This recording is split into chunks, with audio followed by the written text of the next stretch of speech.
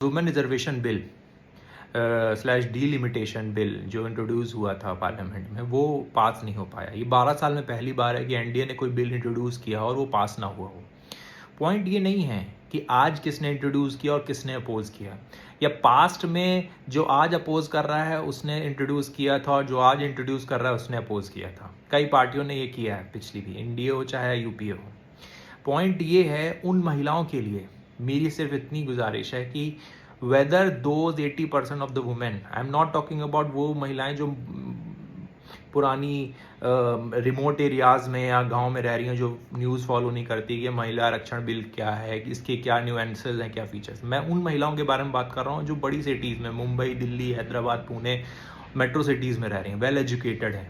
I bet more than 80% women have not taken any interest in this. कोई interest नहीं लिया होगा।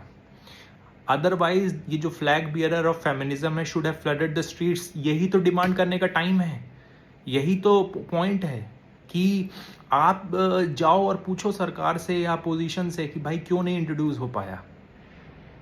आज हो सकता है कि रूलिंग गवर्नमेंट कहे कि देखो अपोजिशन ने नहीं किया, या अपोजिशन कहे देखो इन्होंने इस तरीके से बिल लाया नहीं हो। पॉइंट ये है ही नहीं है।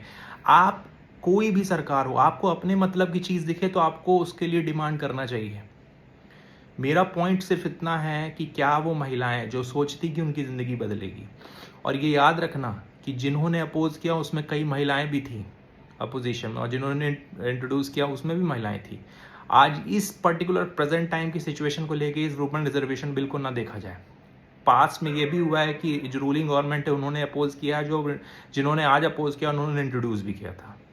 तो उस समय भी वहाँ महिलाएं कुछ रही होंगी, जिन्होंने अपोज किया होगा, जिन्होंने इंट्रोड्यूस किया होगा, जिन्होंने अपोज किया होगा, जिन्होंने फेवर में किया होगा। आज भी वही हुआ है।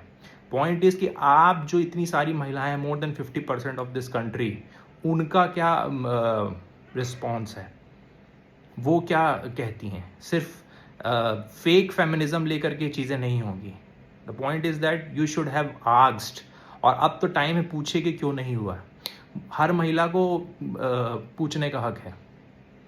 पॉइंट ये है कि जो भी चीज़ें हो रही हैं क्या वो आपके फेवर में है कि नहीं है।